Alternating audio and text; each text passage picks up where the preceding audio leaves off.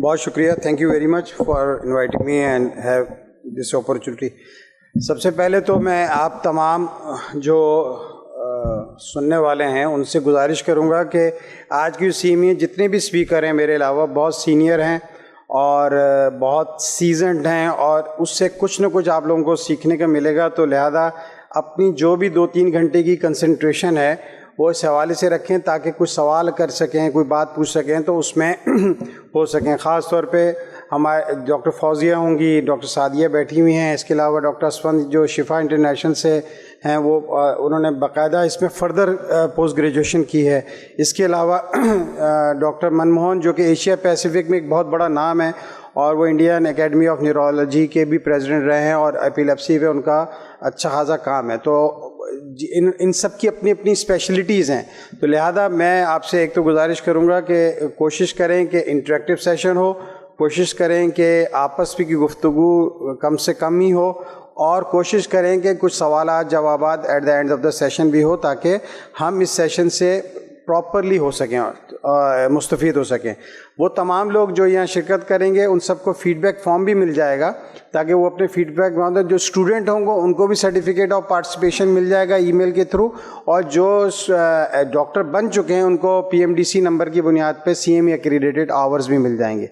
तो लिहाजा जो लिंक है वो हम शेयर भी कर देंगे फ़ीडबैक का ताकि उसको फिल करके तमाम लोग जो हैं उस सर्टिफिकेट के भी हो जाएँ। तो लेट मी स्टार्ट।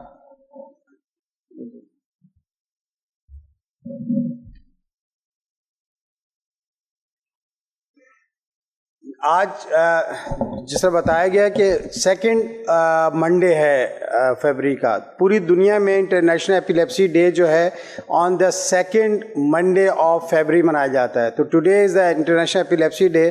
अच्छा, इस साल की जो थीम है वो है माय एपिलेप्सी जर्नी।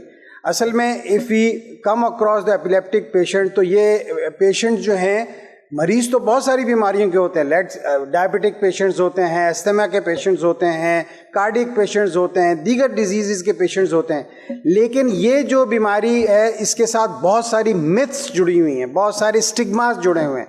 कोई इसको जादू समझता है, कोई इसको टोना समझता है, कोई इसको मुख्तलिफ़ चीज़ें समझते हैं। बुनियादी तौर पर epilepsy is a brain disorder, it's an a proper treatable disorder. और इसका जो जर्नी होता है इसके साथ जो पेशेंट्स होते हैं उनको बहुत सारे समझ लें कि चैलेंजेस का सामना होता है। कुछ लोग इसकी मुख्तलिफ मिथ्स की वजह से सही इलाज नहीं करवा पाते।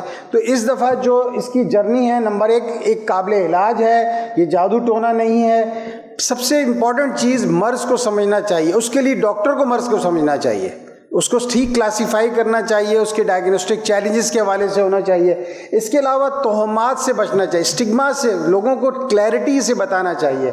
और मर्ज़ को यानी मरीज़ को इस बात पर, नॉलेज का काम है मरीज़ को ये बात बताना कि भाई आपको ये मर्ज़ है और इसके नतीजे में आपको ये चीज़ें हो सकती हैं, इसलिए ये चीज़ें, यानी मर्ज़ को कबूल करना भी एक पार्ट ऑफ द ट्रीटमेंट है। इट्स जस्ट नॉट कि भाई आप बता दें अच्छा भाई ठक करके ये ले, ये दवा ले लें, ये टेस्ट करा लें, जाए नहीं। प्लस ये है कि दुरुस्त तशख़ीस होनी चाहिए। दुरुस्त तशख़ीस चाहे कोई भी मर्ज़ हो, एपिलेप्सी के मामले में तो बहुत इंपॉर्टेंट है क्योंकि एक दफ़ा जब ट्रीटमेंट शुरू होता है तो एटलीस्ट कम अज़ कम विदाउट एनी अगर सीजर 3 साल तो कम अज़ कम उसको चलना होता है और काबिल ख़रीद अद्वियात का इस्तेमाल। इसके अलावा भरपूर तरीके, यानी ऐसा नहीं हो सकता कि अगर कोई एपिलेप्टिक पेशेंट हो और वो फिर ज़िंदगी को एक यासियत के अंदर, एक डिप्रेशन के अंदर, एक मतलब अपने आप को समझे कि भाई मैं क्यों, ये गुजारने का कोई तरीका नहीं। अल्लाह ताला की तरफ से ही इंसानों पर आजमाइशें आती हैं, अल्लाह ताला ही बीमारियां देता है, अल्लाह ताला ही शिफा देता है। हम सब उसका एक जितने भी टूल हैं, ज़रिए हैं, लिहाजा उसकी रज़ा पे राज़ी रहना असल हम सब का काम है। और सबसे इम्पॉर्टेंट चीज़ ये है दुरुस्त तशख़ीस के लिए ठीक मुआलिज का इंतखाब करें। तो यह आज के दिन की जो एक थीम है माई एपिलेप्सी जर्नी, तो as a doctor, as a budding physician, as a going to be become a doctor, we shall know कि एपिलेप्सी क्या होती है और किस तरीके से तशख़ीस करते हैं। तो आज की जो टॉक की आउटलाइन है उसमें सबसे पहले जो कन्फ्यूजन है वो ये है कि भाई क्या तमाम सीजर्स जो हैं वो एपिलेप्सी हैं, तमाम जो फिट्स होते हैं वो एपिलेप्टिक हैं, और क्या तमाम एपिलेप्सी में सीजर होते हैं, ये इंटरमिक्स है। एपिलेप्सी असल में है क्या, नंबर 1। नंबर 2 ये है कि क्या हम इन टर्म्स को इंटरचेंज कर सकते हैं, और is really important to know between seizure and epilepsy, और really it is very important to know between the seizure and epilepsy, क्योंकि अगर दौरे झटके, हर दौरा झटका एपिलेप्सी नहीं होता, और हर एपिलेप्सी के दौरे में दौरे झटके होते हैं। तो सबसे इम्पॉर्टेंट चीज़ जो है कि वो ये है कि ये इसकी क्लिनिकल मैनिफेस्टेशन है क्या। नंबर 1, ये एक ब्रेन के जो न्यूरॉन्स हैं उसकी एक्सेसिव एबनॉर्मल, नॉर्मल नहीं, एबनॉर्मल, एक्सेसिव, हाइपर सिंक्रोनस यानी एक जैसी, और discharge of the cortical population. ये एक सिंपल डेफिनेशन है किसी भी सीजर के होने के लिए। नंबर 1 क्या होगा, उसकी वो एबनॉर्मल होगा। नंबर 2 क्या होगा, एक्सेसिव होगा। नंबर 3 क्या होगा, हाइपर सिंक्रोनस होगा। और नंबर 4 क्या होगा, discharge from the cortical neurons, यानी इसके अलावा वो चीज, ये सीजर है। अब ये इसमें देखिए, ये नॉर्मल ब्रेन एक्टिविटी, जिस तरह हम दिल की पट्टी कराते हैं उसको हम ECG कहते हैं। इससे दिमाग की जो पट्टी होती है, दिमाग की जो रीडिंग होती है उसको EEG कहते हैं, इलेक्ट्रोएन्सेफेलोग्राम। उसके अंदर ब्रेन के, हम सबको मालूम है कि लोब्स होते हैं, फ्रंटल लोब है, टेम्पोरल लोब है, ऑक्सीपिटल लोब है, प्राइटल लोब है, उसके लिहाज से डिस्चार्जेस हैं, उसके लिहाज से मोन्टाचेस लगते हैं। तो एक तो ठीक है कि आप EEG ना पढ़ें, लेकिन नॉर्मल जो उसकी जो वेव्स हैं, अल्फा, बीटा, थीटा, जिस मुख्तलिफ वेव्स होती हैं, तो उसके अंदर नॉर्मल के कॉर्टिकल डिस्चार्ज होंगे, और एक हाइपर यानी बहुत ज़्यादा सिंक्रोनस, एक जैसी, और एक्सेसिव न्यूरॉनल डिस्चार्ज, ये इसमें वाज़ेह फ़र्क है। और उसके नतीजे में ये आप इसको सीजर डिक्लेयर कर सकते हैं, एपिलेप्सी डिक्लेयर नहीं करेंगे जब तक कि वो आगे डेफिनेशन में बताऊंगा। तो इसका मतलब क्या है कि हाइपर सिंक्रोनस है, सडन है, अचानक से होगा जब आप रीडिंग कर रहे होंगे, और एक्सेसिव न्यूरॉनल डिस्चार्ज होगा, तो उसको हम सीजर अटैक कह सकते हैं। और ये आराम से दिमाग की जो पट्टी मैं कह रहा हूँ EEG, उसमें पढ़ा जाता है। एपिलेप्सी की डेफिनेशन क्या है, दिस इज़ वेरी इंपॉर्टेंट। मैंने पहले सीजर की एक्टिविटी, इसमें क्या, epilepsy is a brain disorder, number 1। Number 2, ongoing liability to recurrent seizure, यानी अगर रिकरेंट सीजर हो रहा है तो हम उसको एपिलेप्सी डिक्लेयर करेंगे। और कैसे, you require at least 2 seizures to label the patient as epileptic 24 hours apart. अगर 24 आवर अपार्ट में किसी को सीजर हो रहे हैं तो हम उसको एपिलेप्सी डिक्लेयर कर सकते हैं। It's a pure clinical diagnosis, this is very important. उसके लिए आपको बहुत ज़्यादा टेस्ट कराने की ज़रूरत नहीं है। बाकी जो हम टेस्ट कराते हैं, चाहे वो मेटाबॉलिक प्रोफाइल कराते हैं, चाहे हम दीगर चीज़ें, वो इसलिए कि कोई और कॉज ना हो। लेकिन उसमें जो सपोर्टिव टेस्ट है वो नो डाउट इलेक्ट्रोएन्सेफेलोग्राम है, EEG है, वो आपको एक, लेकिन लाजमी नहीं है कि वो एबनॉर्मल आए, मुमकिन है उस वक्त ना हो रहा हो। फिर वीडियो मॉनिटरिंग EEG, दीगर चीज़ें होती हैं।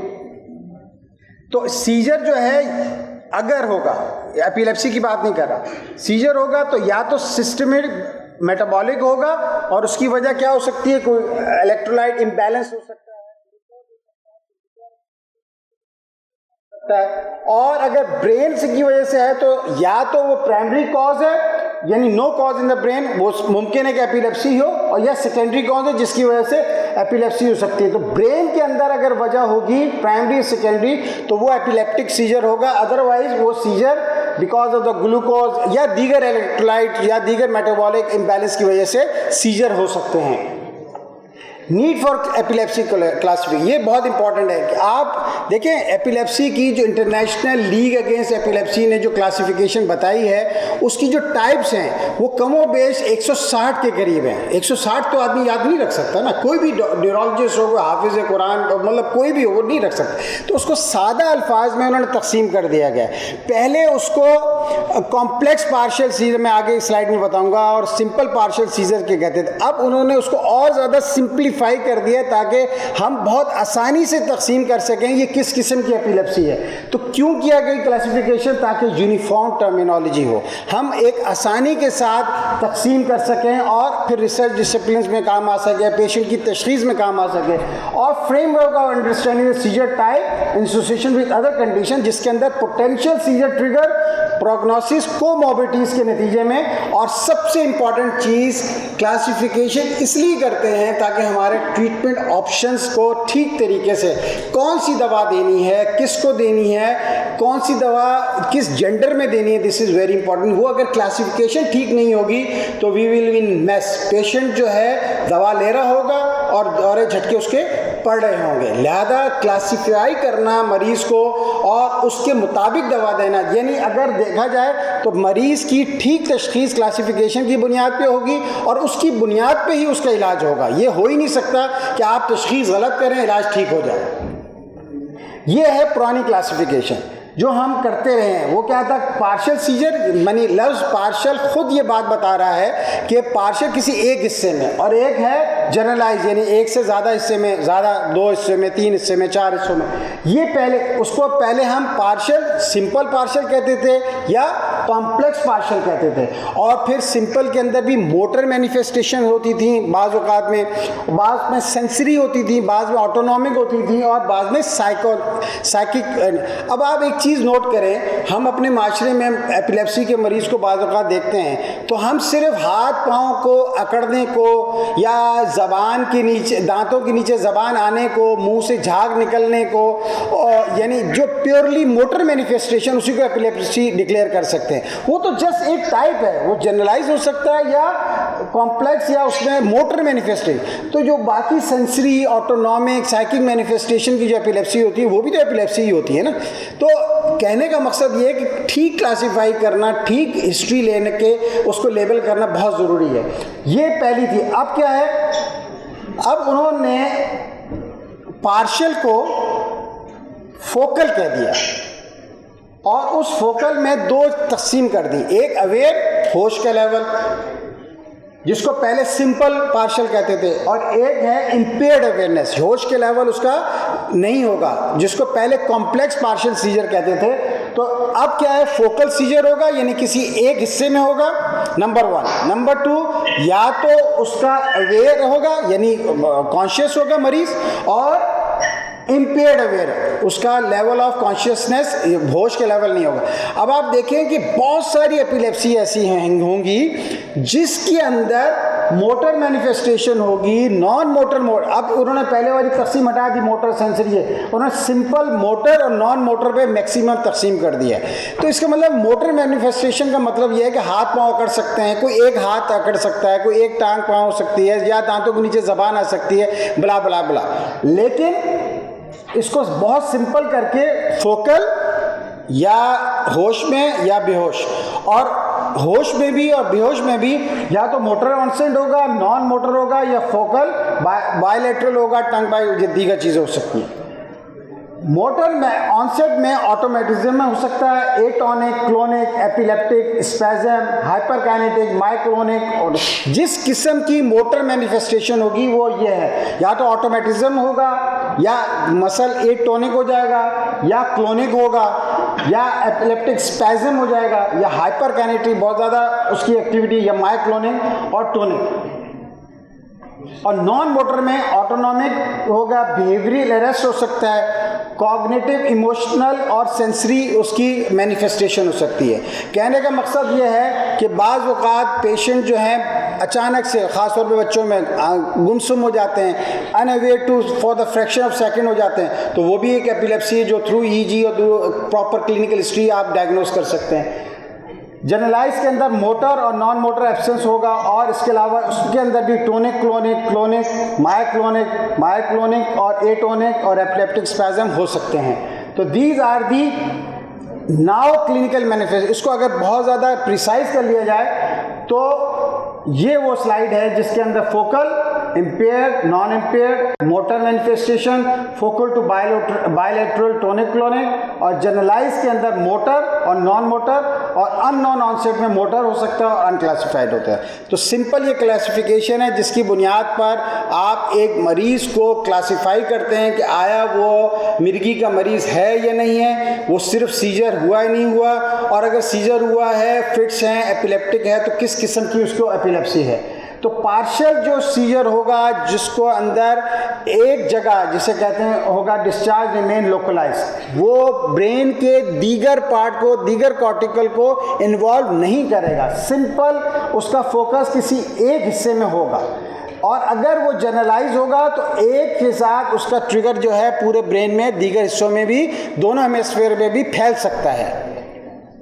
और अगर सेकेंडरी जनरलाइज है यानी उसकी एक उसकी प्राइमरी लोकलाइजेशन कहीं और है और उसके साथ उसकी सेकेंडरी है, तो epileptic discharge initially localize and then spread to trigger to generalize seizures, फिर वो पूरे ब्रेन को अपने हिस्से में ले लेगा। अब आ जाएं डायग्नोस्टिक चैलेंजेस पर, जो बहुत इंपॉर्टेंट है और हम इसको यूजुअली इग्नोर कर देते हैं और बाज़ औक़ात गैर ज़रूरी लेबल कर देते हैं एपिलेप्सी के मरीज़ को कि ये मरीज़ एपिलेप्सी का, और बार जो कोई ज़रूरी होता है उसको इग्नोर कर देते हैं। तो सबसे पहले ये इनकरेक्ट मेडिकल, ये बहुत कॉमन है, यानी कि लोग गैर ज़रूरी दवाएँ ले रहे होते हैं। Almost 1 out of every 5 patients treated for epilepsy does not really have the diagnosis। और ये मुख्तलिफ रिसर्चेस, मुख्तलिफ यानी पेपर्स में ये बात आया कि 5 में से 1 पेशेंट जो ट्रीटेड एपिलेप्सी होता है उनको यकीनी तौर पर उसका सही डायग्नोसिस एपिलेप्सी का नहीं होता। For good clinical practice in epilepsy, novel and feasible seizure detection technique of ambulatory, यानी अगर ठीक तरीके से करना है तो एक अच्छी प्रॉपर सही डॉक्यूमेंटेड ईजी और गुड क्लिनिकल हिस्ट्री मैंडेटरी है। 2 चीज़ें इंतहाई इंपॉर्टेंट हैं, a good clinical history and good clinical history and then proper EEG जो कि लॉन्ग टर्म भी हो सकती है अगर एक पे नहीं आ रही, प्रॉपर सही हो, ये ना हो कि जस्ट मोन्टाजेस लगाए और आगे पीछे करके उसकी ईजी रिकॉर्ड कर ले। और several paroxysmal neurologic disorder can be confused with epilepsy, including non-epileptic behavior in cognitively impaired individual like transient ischemic attack, delirium, migrainous event, movement and sleep disorder. This happened कि इस तरह की चीज़ों को भी बाद औक़ात हम एपिलेप्टिक सीजर के अंडर लेबल कर लेते हैं और उसको धन एंटी एपिलेप्टिक देना शुरू कर देते हैं। तो please in ICU setting specially, मैं पोस्ट ग्रेजुएट्स को ख़ास तौर पे, और इन जनरल सेटिंग, भाई अगर कोई एक सीजर के साथ है लाजमी नहीं कि वो एपिलेप्सी का मरीज़ होगा, और ख़ास तौर पे इन कंडीशन में जिसमें ट्रांजिएंट इस्कीमिक अटैक है, अगर डिलीरियस स्टेज में आया है या माइग्रेनस इवेंट है तो प्रॉपर हिस्ट्री के नतीजे में ही उसको लेबल करें।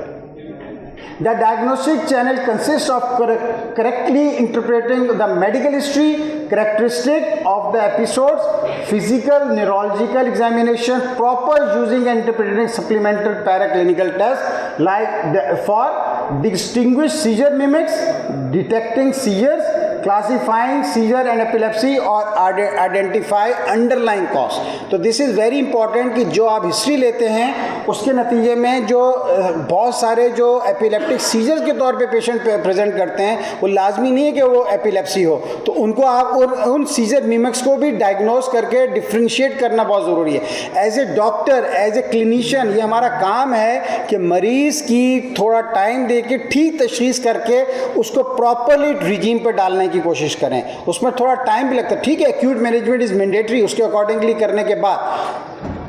तो टेक होम मैसेज क्या है? Number 1, all patient will correctly classifies, ठीक उसकी क्लासिफिकेशन होनी चाहिए। दूसरी, करेक्टली डायग्नोस करें, और तीसरी, करेक्ट ट्रीटमेंट रिजीम दें, और चौथी जो है ब्रीफ आउट, उस मरीज़ को ब्रीफ करें उसकी मरीज़ का क्या आउटकम है और ख़ास तौर पे उसके ट्रीटमेंट का आउटकम क्या होगा, ताकि हमें पता हो कि हम क्या मरीज़ की जो डॉक्टर से अपने मर्ज़ के बारे में एक्सपेक्टेशन है उसको ठीक तरीके से बता सकते हैं। Thank you.